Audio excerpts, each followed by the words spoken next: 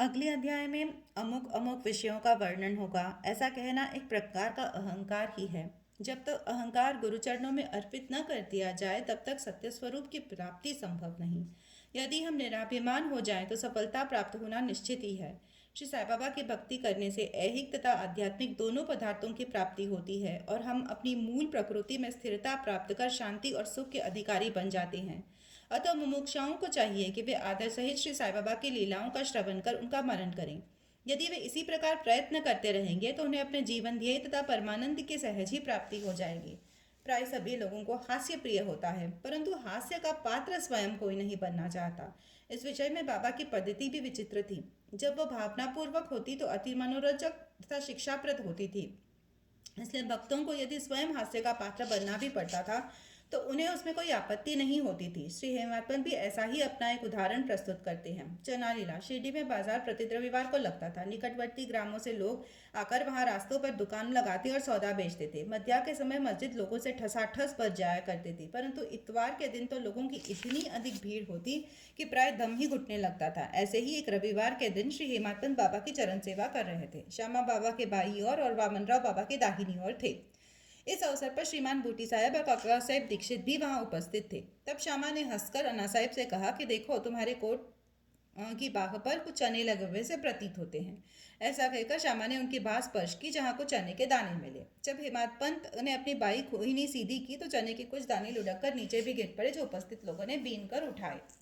भक्तों को तो हास्य का विषय मिल गया और सभी आश्चर्यचकित होकर भांति भांति के अनुमान लगाने लगे, परंतु कोई भी यह न जान सका कि ये चने के दाने वहां आए कहाँ से और इतने समय तक उसमें कैसे रहे। इसका संतोषप्रद उत्तर किसी के पास नहीं था, परंतु इस रहस्य का भेद जानने को प्रत्येक उत्सुक था।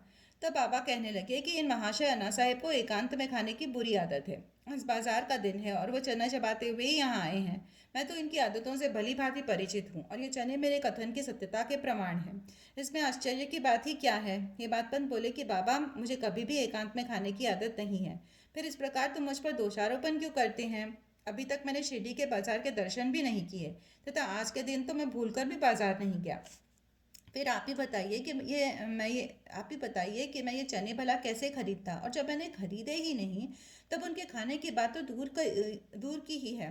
भोजन के समय भी जो मेरे निकट होते हैं उन्हें उनका उचित भाग दिए बिना मैं कभी ग्रहण नहीं करता। पापा, तुम्हारा कथन सत्य है, परंतु जब तुम्हारे समीप ही कोई न हो तो तुम या हम कर ही क्या सकते हैं।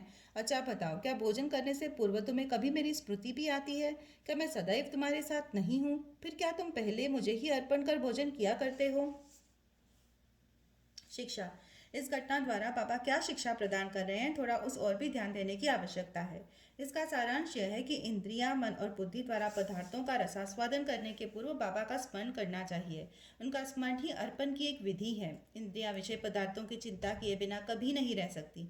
इन पदार्थों को उपभोग से पूर्व ईश्वर अर्पण कर देने से उनकी आसक्ति स्वभावतः नष्ट हो जाती है। इसी प्रकार समस्त इच्छाएं, क्रोध और तृष्णा आदि को प्रवृत्तियों को प्रथम ईश्वर अर्पण कर देकर गुरु की ओर मोड़ देना चाहिए। यदि इसका नित्याभ्यास किया जाए तो परमेश्वर तुम्हें कुप्रवृत्तियों के दमन से सहायक होंगे। विषय के रसास्वादन के पूर्व वहाँ बाबा की उपस्थिति का ध्यान अवश्य रखना चाहिए। तब विषय उपभोग के उपयुक्त है या नहीं, यह प्रश्न उपस्थित हो जाएगा और तब अनुचित विषय का त्याग करना ही पड़ेगा। इस प्रकार कुप्रवृत्तियां दूर हो जाएंगी और आचरण में सुधार होगा। इसके फलस्वरूप गुरु प्रेम में वृद्धि होकर शुद्ध ज्ञान की प्राप्ति होगी। जब इस प्रकार ज्ञान की वृद्धि होती है तो दैहिक बुद्धि नष्ट हो चैतन्यगण में लीन हो जाती है। वस्तुतः गुरु और ईश्वर में कोई पृथकत्व नहीं है और जो उन्हें भिन्न समझता है वह तो निरा अज्ञानी है तथा उसे ईश्वर दर्शन होना भी दुर्लभ है। इसलिए समस्त भेदभाव को भूलकर गुरु और ईश्वर को अभिन्न समझना चाहिए।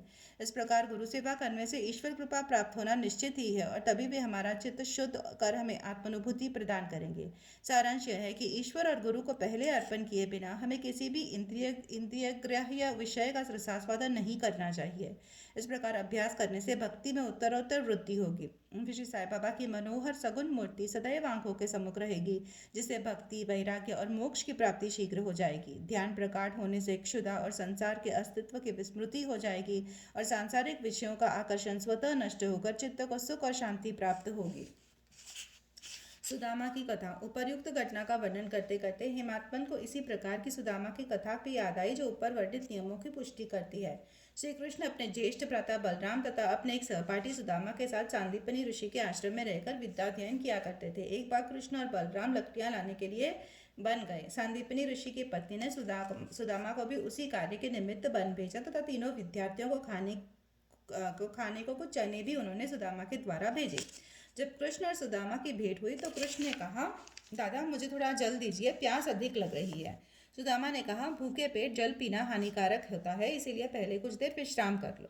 सुदामा ने चने के संबंध में कोई चर्चा नहीं की और नहीं कृष्ण को उनके भाग दिए। कृष्ण थके हुए तो थे ही, इसलिए सुदामा की गोद में अपना सर रखते ही वे प्रगाढ़ निद्रा में निमग्न हो गए। तभी सुदामा ने अवसर पाकर चने चबाना प्रारंभ कर दिया। इसी बीच से अचानक कृष्ण पूछ बैठे कि दादा तुम क्या खा रहे हो और ये कड़कड़ की ध्वनि कैसे हो रही है। सुदामा ने उत्तर दिया, यहाँ खाने को है ही क्या, मैं तो शीत से काँप रहा हूँ और इसीलिए मेरे दांत कड़कड़ बज रहे हैं। देखो तो मैं अच्छी तरह से विष्णु सहस्त्र नाम भी उच्चारण नहीं कर पा रहा हूँ। यह सुनकर अंतर्यामी कृष्ण ने कहा कि दादा मैंने अभी स्वप्न में देखा कि एक व्यक्ति दूसरे की वस्तुएं खा रहा है। जब उससे इस विषय में प्रश्न किया गया तो उसने उत्तर दिया कि मैं खाक खा रहा हूँ। तब प्रश्नकर्ता ने कहा, ऐसा ही हो दादा, यह तो केवल स्वप्न था। मुझे तो ज्ञात है कि तुम मेरे बिना अन्न का दाना भी ग्रहण नहीं करते, परंतु श्रम के वशीभूत होकर मैंने तुमसे ऐसा प्रश्न किया है। यदि सुदामा किंचित मात्र भी कृष्ण की सर्वज्ञता से परिचित होते तो वे इस भांति आचरण कभी न करते, अतः उन्हें इसका फल भोगना ही पड़ा। श्री कृष्ण के लंगोटिया मित्र होते हुए भी सुदामा को अपना शेष जीवन दरिद्रता में व्यतीत करना पड़ा, परंतु केवल एक ही मुट्ठी रूखे चावल पोहा जो उनकी स्त्री सुशीला ने अत्यंत परिश्रम से उपार्जित किए थे, भेंट करने पर श्री कृष्ण जी बहुत प्रसन्न हुए और उन्हें उसके बदले में सुवर्ण नगरी प्रदान कर दी। जो दूसरों को दिए बिना एकांत में खाते हैं, उन्हें इस कथा का सदैव स्मरण रखना चाहिए। श्रुति भी इस मत का प्रतिपादन करती है कि प्रथम ईश्वर को ही अर्पण करें तथा उच्चिष्ट हो जाने के उपरांत ही उसे ग्रहण करें। यही शिक्षा बाबा ने हास्य के रूप में दी है। अन्ना चिंचनीकर और मौसी बाई। जब श्री हेमंत पंत एक दूसरी हास्यपूर्ण कथा का वर्णन करते हैं जिसमें बाबा ने शांति स्थापन का कार्य किया है। दामोदर घनश्याम बाबरे उपनाम अन्ना चिंचनीकर बाबा के भक्त थे। वे सरल सदृढ़ और निर्भीक प्रकृति के व्यक्ति थे। वे निडरतापूर्वक स्पष्ट भाषण करते और व्यवहार में सदैव नगद नारायण से थे। यद्यपि व्यावहारिक दृष्टि से वे रूखी और असहिष्णु से प्रतीत होते थे, परंतु अंतकरण से कपटहीन और व्यवहार कुशल थे। इसी कारण उन्हें बाबा विशेष प्रेम करते थे। सभी भक्त अपनी अपनी इच्छानुसार बाबा के अंग अंग को दबा रहे थे। बाबा का हाथ कचड़े पर रखा हुआ था। दूसरी ओर एक वृद्ध विधवा उनकी सेवा कर रही थी जिनका नाम वेणुबाई कौजलगी था। बाबा उन्हें माँ शब्द से संबोधित करते तथा अन्य लोग उन्हें मौसीबाई कहते थे। वे एक शुद्ध हृदय की वृद्ध महिला थी। वे उस समय दोनों हाथ की उंगलियां मिलाकर बाबा के शरीर को मसल रही थी। जब वे बलपूर्वक उनका पेट दबाती तो पेट और पीठ का प्राय एकीकरण हो जाता था। बाबा भी उस दबाव के कारण यहाँ वहाँ सरक रहे थे। अन्ना दूसरी ओर सेवा में व्यस्त थे। मौसीबाई का सिर हाथों की प्रचलन क्रिया के साथ नीचे ऊपर हो रहा था। जब इस प्रकार दोनों सेवा में जुट गए तो अनायास ही मौसीबाई का मुख अन्ना के अति निकट आ गया।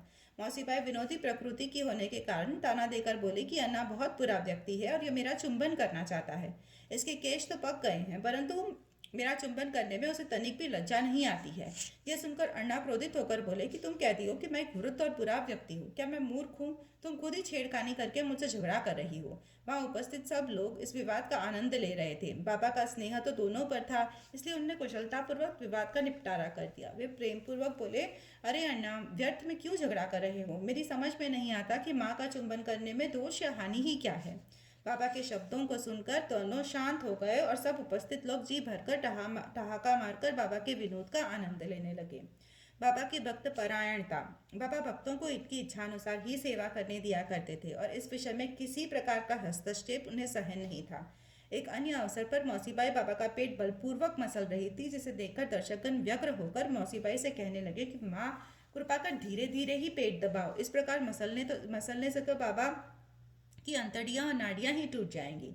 वे इतना कह भी न पाए थे कि बाबा अपने आसन से तुरंत उठ बैठे और अंगारे के समान लाल आंखें पर क्रोधित हो गए। साहस किसे था जो उन्हें रोके? उन्होंने दोनों हाथों से सटकी का एक छोर पकड़ नाभि में लगाया और दूसरा छोर जमीन पर रख उसे पेट से धक्का देने लगी। सटका लगभग 2 या 3 फुट लंबा था। अब ऐसा प्रतीत होने वाला था कि वह पेट में छिद्र कर प्रवेश कर जाएगा। लोग शोकित एवं भयभीत हो उठे कि अब पेट फटने ही वाला है। बाबा अपने स्थान पर दृढ़ हो उसके अत्यंत समीप होते जा रहे थे और प्रतिक्षण पेट फटने की आकांक्षा हो रही थी कि सभी डर गए। वे आश्चर्यचकित और भयभीत हो ऐसे खड़े थे मानो गूंगों का समुदाय हो। यथार्थ में भक्तगण का संकेत मौसी बाई को केवल इतना ही था कि वे सहज रीति से सेवा शुश्रूषा करें।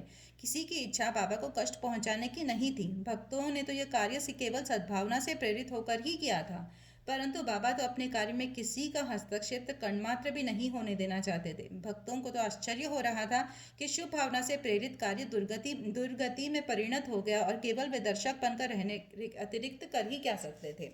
भाग्यवश बाबा का क्रोध शांत हो गया और झटका छोड़कर वे पुनः आसन पर विराजमान हो गए।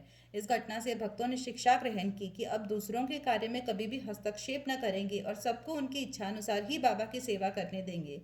केवल बाबा ही सेवा का मूल्य आंकने में समर्थ थे। श्री सद्गुरु साईनाथ परमस्तु। शुभम भवतु।